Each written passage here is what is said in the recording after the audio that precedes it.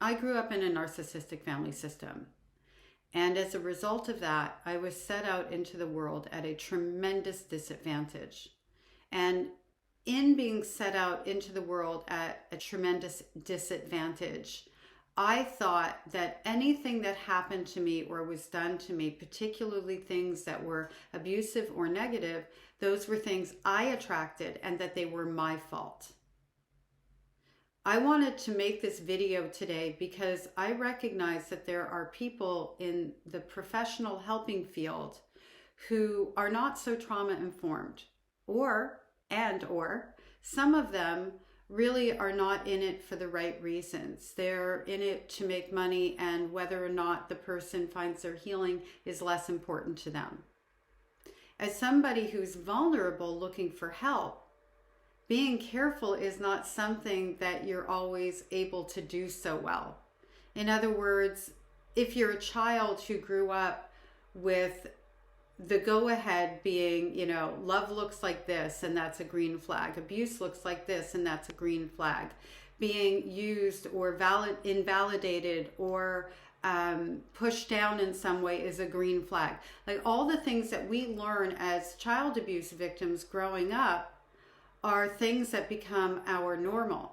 And as a part of that, we also learn that our body doesn't belong to us, our mind doesn't belong to us, especially if you're a victim of CSA or SA. You learn that very, very early on. We don't have boundaries. We don't have physical boundaries. We don't have emotional boundaries. We don't learn how to develop our own likes, dislikes, or if we know kind of what we like or dislike, we invalidate that because we don't trust our own feelings. We've been taught not to trust our own feelings. We've been taught to be reliant on our abusers to a degree that we don't look inside of ourselves. We have to focus on the outside and what other people are doing to maintain our own safety and survival. So as an adult, when you're trying to turn yourself right side up, because basically we're raised in a way that's upside down, or grown up, because we're not raised. When you're raised and cared for and nurtured, you go out into the world at an advantage and you have a realistic perspective on what feels good and what feels bad, and the ability to identify that, validate that, and create your boundaries and your safety accordingly. We can see it even as survivors of abuse, but we don't trust it. We don't trust our own instincts. We think, well, they didn't mean it. It wasn't that bad. We get very tied into the intention behind the abuse. They had a bad day, rather than how we felt in that moment and how we needed to take care of ourselves in that moment. And even finding the ability to do that. Our survival brain, our coping mechanisms were overdeveloped in our childhood, and that critical thinking really took a back seat to that. So we have a lot of stuff to undo. And now you go and you look for whoever you're looking for your healing journey. And that could be many different things. I see a lot of survivors go in for quick fix first, which is that damaging. And what I mean by that is they go in for things like behavior modification, which does have a place in space, by the way, after you've dealt with your trauma. Because a lot of times, and I'm certified as a behavioral modification practitioner, I don't use it in most of my therapy. I'm using trauma-informed care.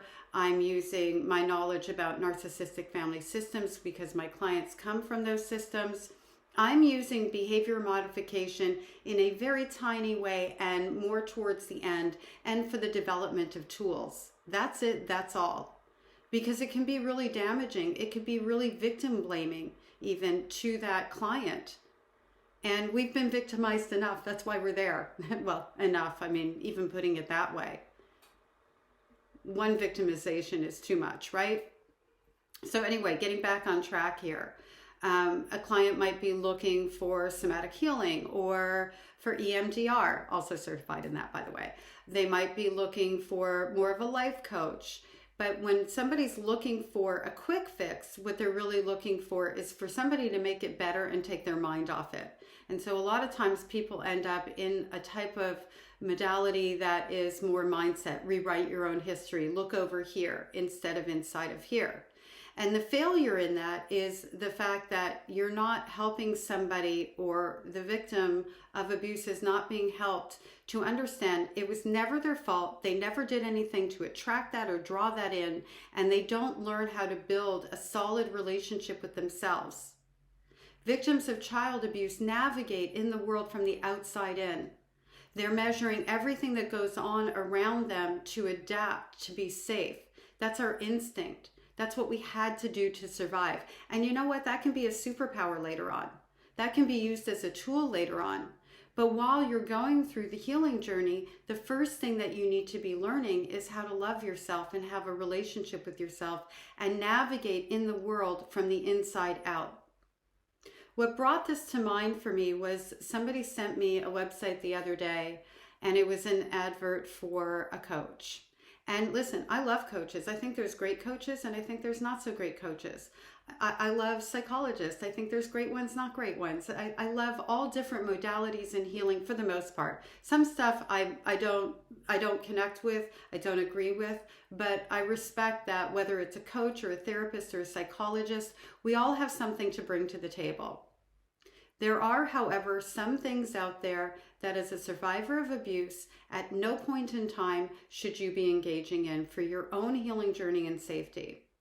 Something that looks like a quick fix, something that looks like, oh, you're just going to be here a couple of months. It's not going to happen. That's not realistic. Doesn't mean you're going to be there for 20 years. That's also not realistic. You shouldn't be with a therapist in therapy for 20 years. I'm not talking about you go in for 3 to 5 years and then you've, gone off on your life and something unfortunate has happened, a catastrophe, and you go back in. Sometimes people lump that in and go, I've been in therapy for 20 years. That's not what I mean. I mean that, you should be learning enough tools. You should be honing enough tools and enough of a relationship with yourself that you don't need to be with a therapist beyond a certain point in time. So something that's too long or too short is a problem. We can't really predict how long you're going to be with us. I personally have a goal in mind, but I also recognize that life happens.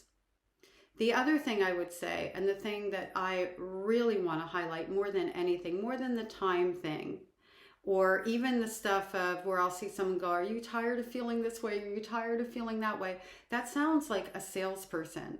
That doesn't sound like somebody who's actually looking to help somebody. Yeah, they're identifying a need that you have for marketing, and I get that, but they're not really talking about what it is they can do to ease what you're going through and to help you to get to the other side enough where when things happen and you become triggered, you're able to provide the care for yourself that you need.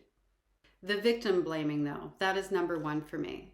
And what it usually looks like is, well, I almost want to read it verbatim, but maybe I shouldn't because I don't want someone to Google it. So never mind. I'm just going to tell you. Are you tired of attracting in abusive people? Or it'll say something like, are you tired of attracting abuse? I want you to be tired of being blamed for other people's abusive and bad behavior. It isn't your fault if you get involved in a relationship with someone who's abusive. You didn't attract that in. That's not how it works. People who are abusers are predators, and they play a numbers game. And let's put it like in a crowded room kind of situation. They're not looking around that room going, ooh, I feel this pull, and oh, I'm so attracted in to this person because I know I can abuse them. They have it all over their face.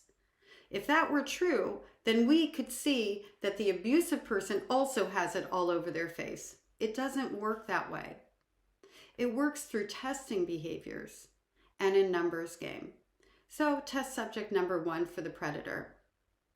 Ooh, you're looking some kind of way, and this is not gender specific, by the way. However, I'm going to go gender specific because I'm a female, but it's not. It works in both directions. I mean, my mother had plenty of victims. Oh, and they'll cross a boundary in some manner. It might be a verbal boundary, it might be touching on the waist or in some sort of familiar way. They will build a fake relationship very quickly to make it seem like you have already known each other or they own you somehow. To paint a picture of, oh, we're together. Like immediately, like pretty early on, there's something in their communication that is ownership specific. A healthy person, or a person who is able to recognize their own body, their own feelings, and trust those feelings, will throw up a boundary. It may not be a verbal one, it might be a body language one where they pull away. The message that the predator is getting in that moment is this is not going to be so easy. And you know what? Predators don't like to work for their food. Moving on. They will move on. They're not invested. And if they don't see that there's going to be a pretty easy pathway to what they want, which is control, which is why they abuse, they're moving on. Now they come to the next person. Let's say it's me. Before I went to therapy, before I trusted my own feelings, before I focused on how I feel on the inside rather than how somebody feels in reaction to me or a relationship to me. Oh, you're looking some kind of way. I'm frozen. I'm not setting a boundary. I'm not moving. I'm smiling uncomfortably. I might look away. I might, even lean into it a little bit because I'm going to be a fawn. So that fawn response, people pleaser, I always call it for me, the good little girl. Even though I know I'm feeling uncomfortable, I'm not reacting to that. I may not be identifying it, but chances are I am. And I'm not doing anything about it because I actually can't, because I'm stuck and I'm frozen and I'm fawning. And the next thing I know, this predator is wrapping themselves around me. I have been a victim of domestic violence twice in my lifetime, physically. I have been a victim of emotional abuse by more people than I can count, because I identified those kinds of people with love, because that's the kind of love I grew up in. I've been a sexual assault victim by many different perpetrators throughout my lifetime, because my boundary and my knowledge that my body belonged to me was taken away by my grandfather in my childhood, and then by another person when I was 9 years old in my childhood, and then another person when I was 12 years old. You're getting the picture? I would not have been able to stay out of harm's way because I didn't know that that wasn't normal and okay. I knew it didn't feel good, but I also knew what was expected of me. And just because I became a grown-up, an adult, didn't make those feelings go away. At no point in time would you say to a little child, ooh, you attracted that abuse in. So at no point in time should somebody say to you or insinuate to you in any way, shape, or form, I don't care how old you are, how smart you are, I'm pretty smart and I can still fall prey to somebody. I know I have to be careful. At no point in time should anybody ever say to a victim that they did something to attract abuse in. The complete responsibility for that belongs to the abuser, who is an actual predator. You didn't do anything wrong. And now, going on your healing journey, you owe it to yourself to be very careful in your selection and not select right away. So in other words, go interview your therapist. Bring a list so you don't bobblehead.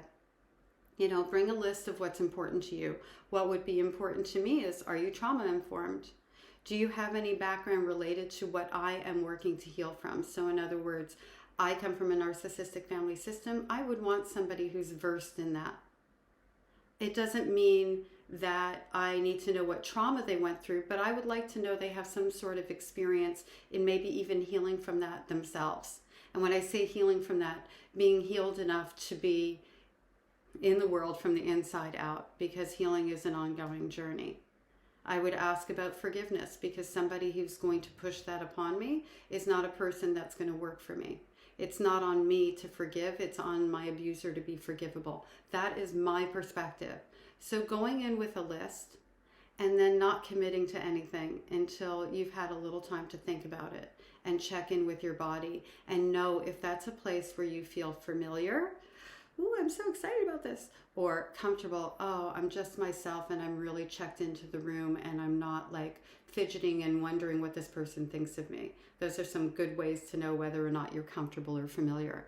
And even better yet, if you are aware of how you behave when you're triggered. So for me, if I'm triggered by something, when I go to sleep at night, I'll have shortness of breath. I know that something has happened in the course of that day, or it could be a date on the calendar because trauma lives in my body. I'll know that there's something up with that, and that will cause me to be curious and go in for like a deeper dive into myself, not the other person. I hope this has been helpful for you. It really alarms me and breaks my heart when I see so many people in need of the proper kind of help and going about it in a way that oftentimes puts them in harm's way again. And that is not your fault. You know, predators also work in all different professions. So we really do need to be very careful who we're trusting our healing with in particular, because that's a very vulnerable place to be. If anybody has any questions, drop them in the comments section. I'm here to help. And I thank you for being on this healing journey with me. I'm so grateful for the community that we have. I've said it before, I'm sorry we have to be a part of it, but I'm really glad that we found each other. Have a great day, and I'll see you soon.